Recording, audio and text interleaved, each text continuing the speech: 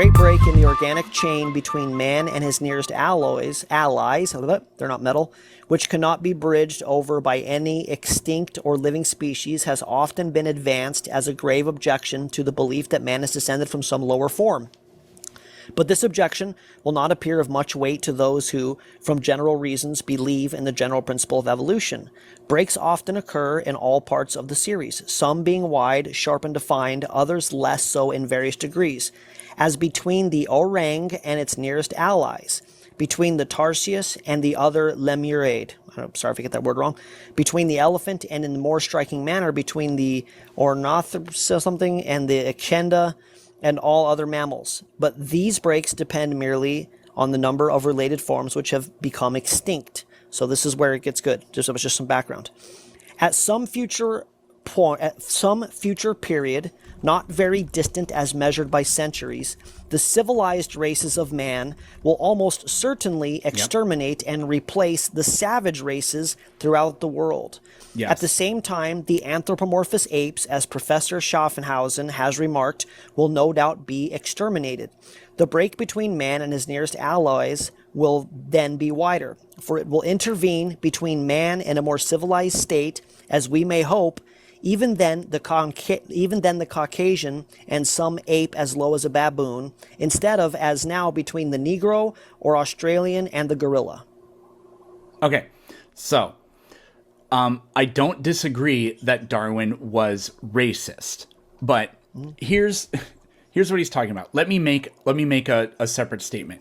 In the future, people will continue sexually assaulting other people. Do you agree or disagree? Of course, unfortunately, yes. Am I endorsing it? No. No. Darwin in there is, in no way is he saying this is what should happen. He's just predicting that this is what will happen. It's not an endorsement or a claim. He probably was a white supremacist. Right. Not even probably. I mean, he literally talks about them as being like, stupider and less intelligent and stuff like that.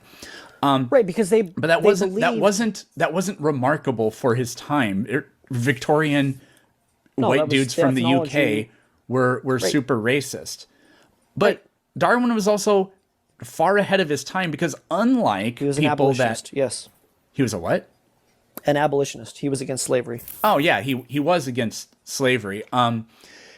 But also he purported that the human species came out of Africa, and that's completely not what, like, for example, the Nazis thought. They had this weird perverted thing that there were different human species, and then one of them, the Aryans or whatever. Which the idea of the Aryan race goes way back into like the early 1800s or something like that. I can't remember. It's way deep. It's way older than that. Thule and the occult and it goes way deeper than that. It's an ancient weird thing, but whatever. Norse religious system. Yeah, it's very strange. But Darwin's ideas about what humans are and what humans are and where we come from were actually far ahead of their time and progressive. You know, we think of Abraham Lincoln as being that kind of person too, but he had super racist ideas. Funny enough, Abraham Lincoln and Charles Darwin were born on the exact same day. Actually, they're, it's a few days from now, right? So anyways. Well, okay, so Darwin was a racist person, but there's no argument that evolution is racist by any means. He didn't make arguments that he didn't make the same kinds of arguments that later, like, Nazis or whatever made. He was not a proponent of eugenics. We can talk about how, did I say, eugenics. Right. We can talk about how that's not really scientific, and there's nothing about evolution you can glean, or there's nothing about eugenics you can really glean from evolution either, if you want. That's totally pseudoscience. But, well, anyways, I talked a long time. Go ahead. Right, so what they did there is they said, okay, we are evolving from apes, and the white European has, whatever, they look different. It was like literally like an optics thing. And we're the British Empire was obviously very domineering or whatever at the time, dominating. And so they basically had this new discovery to say to the world, look, our science has proven that we are the highest evolved of the Homo species. And so the more colored you are, or the less white European you look, the less evolved you are. And this is where ethnology came in, and eugenics. Does he say that though? He doesn't elaborate on it as much, but his others did. And then there were others around him. A really big one, unfortunately, was Ernst Haeckel. He was the scientist that actually pushed the NAZI science version of eugenics. And he was inspired by an American named Madison Grant. And Madison Grant was the first head of the park system, and he was the one who wrote a book called The Passing of the Last Great Race. Madison Grant, who worked for the American Natural History Museum and was a head honcho, he was involved in that Otabanga debacle where they locked up the African man in the zoo, the Bronx Zoo, to show everybody they had proven evolution, which was a big thing. Ethnology was going on all around the world at the time. They're doing the World's Fair. I hate to do this, but this has nothing to do with whether or not evolution is true. I'm not going to disagree that these people were monsters and they had horrible ideas. Right, no, this whole thing came from the guy in the comment that said religious people are psychopaths. And I was making the point, and then we spun down into this, that people are psychopaths and they'll use religion or science. And if Jesus said, love your brothers, you love yourself, and whoever's greatest among you will be the servant, and that can be misconstrued into a theocracy, then telling everybody they're animals in a meaningless universe and those who are the most fit can certainly be misconstrued into a divisive control tactic. Yeah, it can, but the solution to that is not, let's do more church and just keep the science away from people, because it can lead to false ideas and can cause harm. The solution is better science and more education. Yeah, I'm all for science. Okay, so let's talk about evolution. We were talking about the science of evolution, and my bias is that we are created. I believe in the Bible, obviously, though, if you guys know this. But in my logic, I don't think that we are animals. Obviously, we covered that. People disagree with me, I understand. They seem markedly different than humans who are flying in space and being on TikTok and not eating our young and these kind of things. But the issue for me scientifically, and why I said Darwinian evolution, I think, needs a revamp or is going to be overturned, because the process by which new attributes are created, you could use that word, is random transcription errors, mutations, error correction, error copy issues. And so the idea that error copy issues can create all of the functionality, including our consciousness and vision, etc., seems unlikely to me, and it would be my guess that over time they're going to come up with a new invocation, a new theory. Even Huxley didn't believe Darwin. He believed in punctuated equilibrium. So some sort of other mechanism here. Thomas Henry Huxley didn't believe Darwin. He believed in punctuated equilibrium. He just saw that the people were behind Darwin, and so he agreed with him. Punctuated equilibrium, that whole idea came from, that came in the 1970s, I think it was, from that American paleontologist. I can't remember his name. No. I mean, it came from Huxley actually coined the term agnostic, and he's the one, his version of evolution, which again, things do change over time, but the mechanism we're talking about here, his belief was that it was punctuated equilibrium. I can pull up the article if you want. It's from Britannica talking about, it's a whole write up on Thomas Henry Huxley. But anyways, regardless, the idea of random mutation. Punctuated equilibrium, the term came into the scientific lexicon in 1972, and it came from Stephen Jay Gould and Niels Eldredge. Sorry, I couldn't remember Gould's name, but like, if they're just describing something that's close to what Huxley thought, that evolution happens in steps rather than as gradualism, then okay, but just whatever. Okay, mostly if I'm just wrong, a I'm detail, wrong. not a major contention.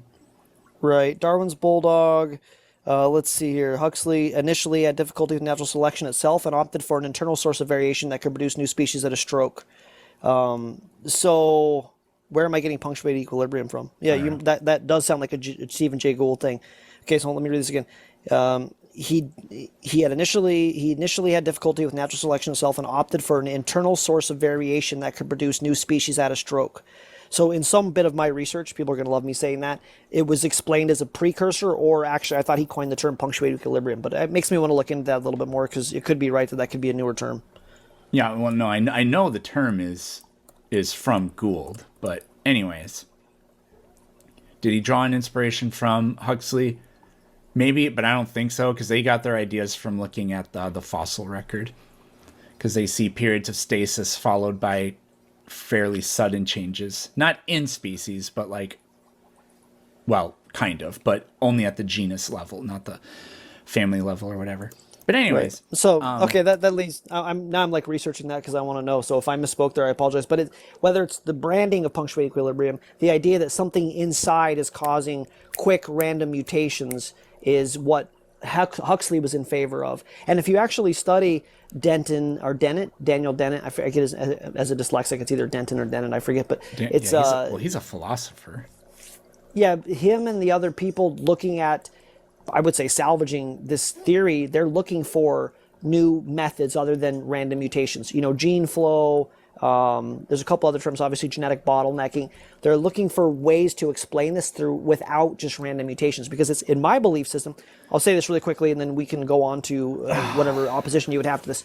In my belief system, God created an adaptive gene code, which would be necessary because you live in a climate that's hot and cold and high altitude and low altitude and droughts, etc. So you needed to be adaptive, or it would have failed out. So what I believe the evidence is pointing to is a designed gene code, which would have been Adam. Obviously, I believe that. And over time, because of the second law of thermodynamics, that gene code is increasing in entropy. So we are seeing the aggregation of mutations. So we had a better gene code that was adaptive that's got worse over time. That's gotten worse. And the theory of evolution wants to say we had a base level gene code that got better through random mutations, or became more ordered, or gained into a functionality, which to me is a violation of the second law of thermodynamics. And I would need to see much more evidence than homogeneity between us to say that yes, Darwin was right. And if you want to defend that stance, if you were trying to convince me that evolution happened and that there was a reversal in entropy and things got better accidentally, what would you point to go, this shows that, this is why I believe that? Let me write that down. Evidence. Yeah, it's an honest question. Because in my view. Okay, no, I wrote it down. I will answer that. But you started off with something different that I really need to address, which is that you got the entire process backwards. Because you started off saying, we have gene flow, and I can't remember what else you talked about. And you said that bottlenecking and gene flow. Yeah, you said those are attempts to rescue the idea of like Darwinian evolution because the random mutation thing isn't working. That's correct. Not how it happened. What happened is we discovered that gene flow, for example, happens, and that bottlenecks happen, and that something like a founder effect can happen. They didn't say, like, this is not how science works. It's not like scientists went around and saying, like, well, how can we make Darwinian evolution work? Well, let's just say that this thing called gene flow happens.